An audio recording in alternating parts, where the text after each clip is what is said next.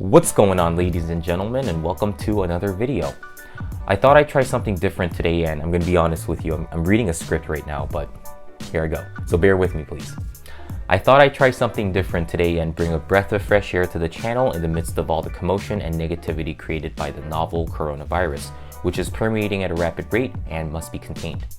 Therefore, we are all partaking in social distancing and doing a great job at it, so I'd like to first compliment and applaud all of us who are staying at home as much as possible in an effort to flatten out the curve and get ahead of the trajectory of the virus.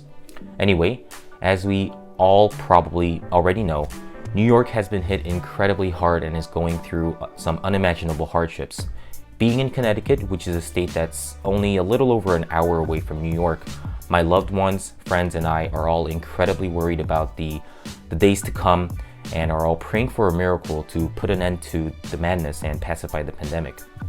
However, there is a silver lining to all of this. I believe we, meaning humans, have spent quite a bit of time worrying and arguing about the wrong things these past few years. The creation and mandatory use of peculiar pronouns now seem a bit silly at the face of the current situation, doesn't it? Why did so many people fight and lose sleep over an issue like that? In short, this sudden outbreak has enabled us to brush away our peripherals and zone in on the core values of human life, in my opinion. I mentioned New York because in today's video, I'd like to share with you a clip that not only made me laugh out loud, but also showed me that people are innately good. Governor Andrew Cuomo of New York is getting a lot of attention, and rightfully so, in my opinion.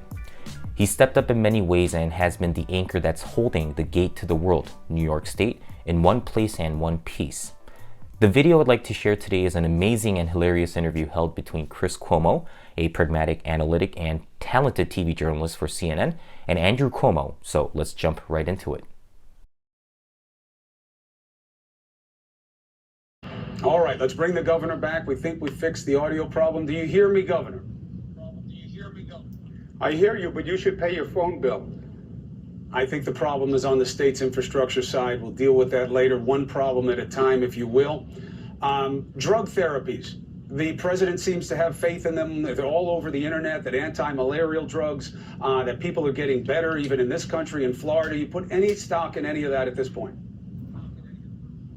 I put hope. We have 3 drugs we're looking at. The hydrochloroquine that the president is talking about, that comes in tomorrow. We're going to start that right away in the New York City hospitals. The president expedited the FDA approval. We have a second drug that New York State is working on developing that actually tests the plasma of people who had the virus, extracts the antibodies, and injects those antibodies into someone who's dealing with the virus. And the third drug is testing your blood to see if you had the virus and have the antibodies and it resolved. That would let you know you had it, you're immune by most probability, and you can go back to work. So there's hope, but again, that all takes time, and there's empiricism in that and testing and protocols. Tony Fauci's talked about that. I actually would like to take a turn to that quickly. What is the straight talk on what it's like working with the White House right now? I've heard you be deferential to the White House and saying, look, we're trying, we're doing it. But it seems like your needs are not decreasing at the kind of rate that you need them to deal with what you call a tsunami. What is the reality of dealing with the White House? Straight talk. Straight talk. Yeah, I always do straight talk. And I would disagree with your use of the word deferential, but it's your show. Don't forget it. I've been very clear with the White House. Don't forget it. Yeah, it's hard to forget. I've been very clear. I have an immediate problem on the equipment for this wave that is happening. PPEs, gowns, masks, most important are the ventilators. And there has been no response. There has been no response. And that's why I said right here, looking at the camera on your show, to Secretary Azar, he has to be responsible here. Tell me where I get 30,000 ventilators. Because, Christopher, people will die who need a ventilator. They will be mostly elderly. They'll have an underlying illness. That's true. But some can be younger, like Anderson Cooper's show showed us. You can have an underlying illness, be recovering from cancer, be younger. You'll need a ventilator and you won't get it. We're trying this splitting mechanism, but we shouldn't be here. Just order a company to produce the darn ventilators and that's it. And when we get to 2 weeks, and you have people in hospitals who are dying because we don't have ventilators, that's going to be a national tragedy. We'll try all the drugs. I'm trying everything else. We're working on every level, but it comes down to having the ventilators, and you have them or you don't. What is the day like for you now? How is it managing a situation like this? I'm not talking emotionally. I'm just saying in terms of the daily activities. What is this like? Well, this is 24 hours a day, 7 days a week. And look, I've been in the federal government. I did disaster work all across this country, all across the world. We did disaster recovery, as you know. I've been in this state. I've handled everything in this state. So it's the hours don't matter. It's the consequence here. It's the consequence here. Christopher, the numbers are big, and it's life and death. And if they are anywhere close to right on these projections of how quickly these numbers are going to grow, the number of people who we are going to lose can easily be in the thousands. And God forbid we say we could have saved them if we had the right equipment. That's what keeps me up at night. And that's why I'm as strident as I am about these ventilators and the urgency of the ventilators and the equipment. Because it literally is life and death. You see it coming. It's 2 weeks, 3 weeks, 4 weeks down the road, but it's coming. That wave is coming. What do you say to the people who say, we misjudged it? We misjudged it. But we didn't need to do all this. The numbers aren't going to be that bad. This was too much preparation. Yeah, they're wrong. They're going to be wrong because people will die and the numbers will be inarguable. Look, I don't make any political decisions on this. This is all follow the science, follow the numbers, follow the health professionals. You look at those numbers increasing every day, doubling every 2.5 days. Just look at the trajectory. Just dot, dot, dot, dot, connect the dots, right? And then you tell me that anyone is overhyping this situation. Let me ask you something. Why do you think New York is getting so much attention right now? People have such a spotlight on you that they're watching your pressers every day. What do you think it's about, personally? I think it's because New York, we have this density. We are the gateway to the world. The disease came here. The disease is growing here faster than anywhere else.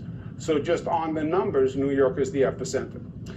Do you think that when you assess this, people who don't know you, obviously you raised me, so I understand how you do things because you taught me. But in assessing, what was the right move that you've made so far, and what was a wrong move that you've made? Because the president talks about learning things, and then he talks about washing hands. I don't know how profound a lesson that is. What have you learned on your level? Yeah. First, thank you for the compliment. I don't want to be have total association with you, frankly, in your show, because I don't need all that negativity. I'm generating my own negativity. Thank you very much. Not right now. You're the man right now. Why is that? Yeah, because I'm your brother. That's why. That was my suspicion. The best decision was. Go ahead. The best decision was closing everything down, which politically may have terrible consequences, but so what? It was the right thing to do. That's what Pop taught us. You do the right thing. Closing everything down was the right decision. The worst decision, which is a lousy question by you, is probably coming on your show, frankly. What have you learned in terms of what you could have handled better, sooner? Because that seems to be the lesson, is that states were listening to what was being said from the federal level. What is the lesson there for how to prepare for the next wave that you'll do differently? Every disaster has its own little hidden trick in it. This one was medical capacity, medical equipment, and these ventilators.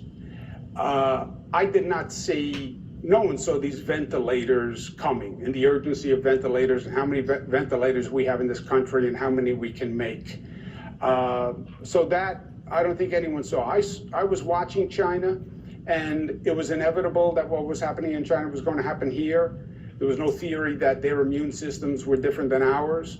We started very early on, Christopher. I started very early on getting ready, preparing, blowing the whistle, blowing the horn. making the case, the ventilators, not having the ventilators and not being able to get the ventilators and the PPE equipment, which the federal government could help us with. That is the greatest frustration in all of this.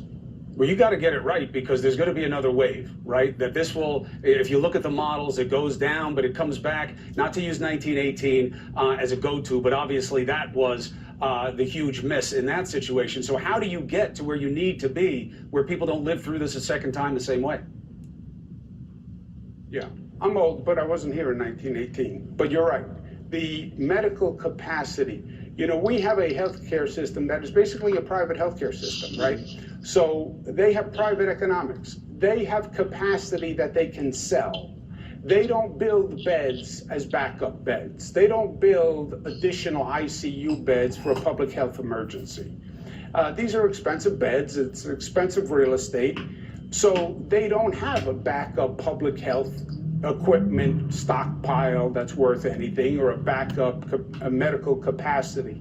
That has to change. That has to change. So it's going to get worse. The hospitalizations are increasing, but you want people to know that, even though it's a tough message to deliver. That type of tough talk has had people recognize you in a different way, even though you've been doing this job a long time. You're in your third term. How do you explain to yourself how people seem to be seeing you in a different way now, even physically, making, you know, comments about how you look and how you come across that are really hard to kind of square with any sense of reality?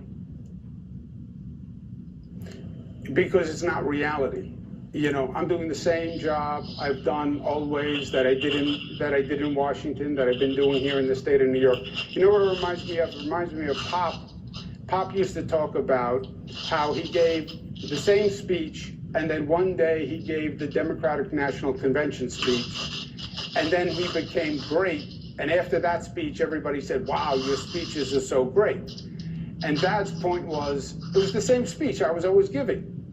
But the lens changed. The only thing that happened here is the lens changed. I'm doing what I do, and I've been doing it the same way. And I look the same as I've always looked. To be fair, the reason Pop's, I'll get to that. I'll get to that. One, I'm hearing your fingernails like scratch on something, like you're nervous. I know you're busy. There's always time to cut your fingernails and call your mom. But what happened with Pop was he delivered the right speech at the right time, and it was seen by so many. That's what you're doing right now that is being recognized and given acclaim. You're doing the job the right way, when it matters, when eyes are on you. So thank God for that. The looks have to make you question the veracity of it must be very confusing for you, because you know that what people are saying about how you look really can't be accurate. So it must be hard for you to make sense of what is real and what is true now. I feel for you.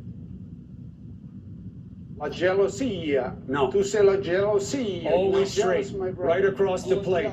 Straight across the plate. My little brother. Don't worry, there's still time, there's hope for you. One day you can grow up to be like me. Listen, I've tried to be like you my whole life. Look where it got me. Governor Andrew Cuomo, thank you very much for doing the job. Thank you for caring for the family. I love you. I'll talk to you after this. You're better than me. Only I'm proud of you. on the basketball court. Only on the basketball court. Never. That's what Don't Pop lie. said. That's what Pop said. That's what Pop said. Never. He did not. He did not. You never beat me country once. said no. Not once. He said Andrew has tremendous capability. He is blessed in many ways, but he's got hands like bananas and he can't play ball. Everybody knows it. Just saying. You're doing a great job, though. Doing a great job, though. And spank you. You know where I live. I'll see you soon. You know where I live. Be well, Governor. See you soon. Be well, Governor. Love you. I do love him. The tension is real, though. And I'll tell you what, the pressure is real as well. It can't be true that we're a week or so away from getting back and that the hospitalization rate is going up and up and up and they're not getting the equipment they need to deal with the need. Those two things can't exist in the same universe unless one is politics and one is the pragmatism of doing what needs to be done for us. And that's why we need to have these conversations. All right, so that was the interview. I hope you guys enjoyed it as much as I did.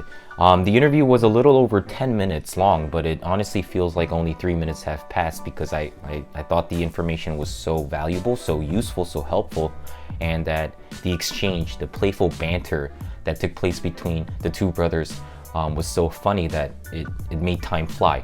It made it feel as if it flew, at least. So a couple of things that I want to touch upon here, the humor points, not the information, because the information is bound to change on a day-to-day, even on an hourly basis, since this the situation is evolving so quickly. The first thing that I want to mention is you can tell just right off the bat in the first few seconds of the interview that Andrew Cuomo and Chris Cuomo are brothers, and Andrew is obviously older. There were some technical issues with the audio in the beginning, and Chris Cuomo, obviously being the host, is kind of embarrassed about it, and Andrew just right off the bat says, "Yeah, you should pay your phone bill." And then Chris very wisely, or not wisely, but cleverly rebuts that, I guess, verbal attack and says, "Oh no, I think the problem's on the state's infrastructure side, so not on CNN's side, but on the state side, New York." Yeah, that was funny. That's point number one. Point number two is I always felt it was so funny to me whenever the governor would call Chris Cuomo Christopher, because that's only something that close friends or family members can do. And even if it's family members, it's got to be a person who's older than you, right? Because if your older brother says or calls you by your full name when you actually prefer to be called the shorter version, it's gonna be it's not gonna feel good. All right, so whenever Andrew Cuomo called Chris Cuomo Christopher during the interview, I just thought that was so funny, because I do that to my best friend too. You know, everyone calls him Dan most of the time, but sometimes I call him Daniel when I want to get his attention. So yeah, that was pretty funny. The other thing that was really hilarious to me is how Chris Cuomo, obviously, I think he's touching upon the articles or claims that maybe hint at how Andrew Cuomo is looking more manly or more masculine, more like a leader, just more physically attractive these days.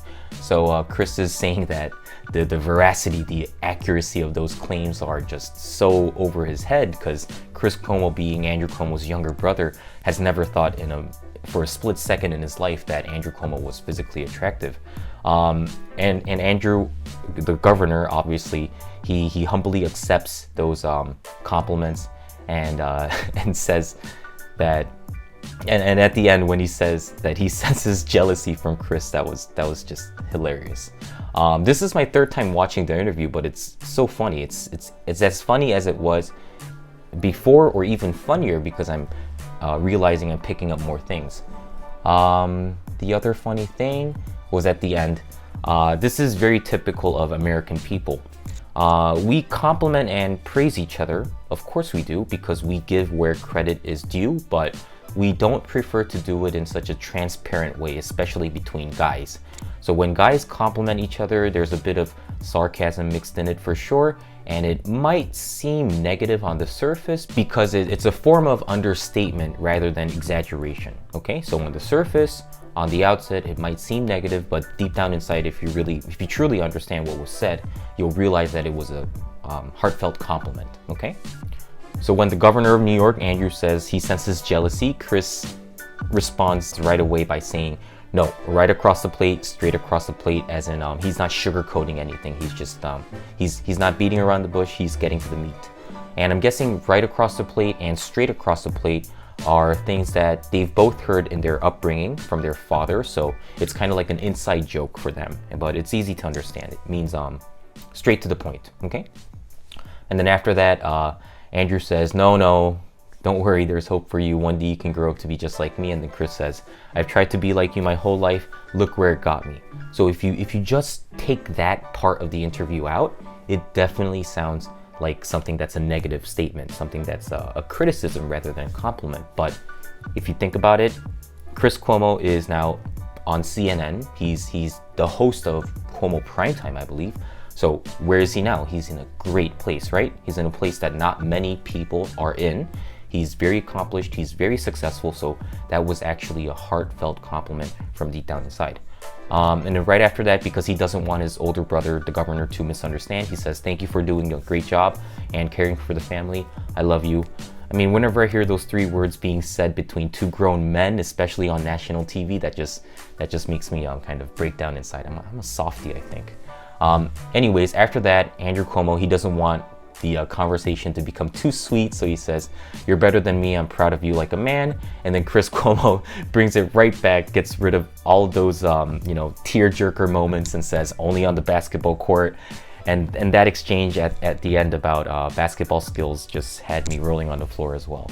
All right, so I also put some subtitles in the middle of the interview when Andrew or Chris used some nice expressions or phrases, because as an English teacher, I want to take advantage of every opportunity to give you guys some useful expressions to use on your day-to-day basis. So be sure to rewind the video, watch the interview several times, because as I said, this was my third time watching it, but it's just as funny as it was the first time around. Okay, so I hope you guys enjoyed the clip and laughed as hard as I did, because this interview was broadcasted on national TV, as I said, on CNN, and despite the dire situation, these men in positions of incredible pressure and authority were still able to make everyone laugh, at least me, while still taking steps forward to alleviate the situation. Now, if this video gets a lot of attention, gets a lot of likes, I'd love to continue this series, which would focus on interesting interviews or interesting people's lives and their accomplishments, because these days I don't really watch TV. I watch YouTube most of the time, and to be honest, some of the documentaries that these content creators on YouTube make about these significant and unbelievable figures are very captivating and interesting. They're fun to watch, so I'd love to kind of provide my own report on those videos. So if you guys like it, please leave a like, subscribe to the channel, share the content, and I'll see you guys in the next video. Peace! Stay home, stay safe, and let's all pray for a miracle to make this go away.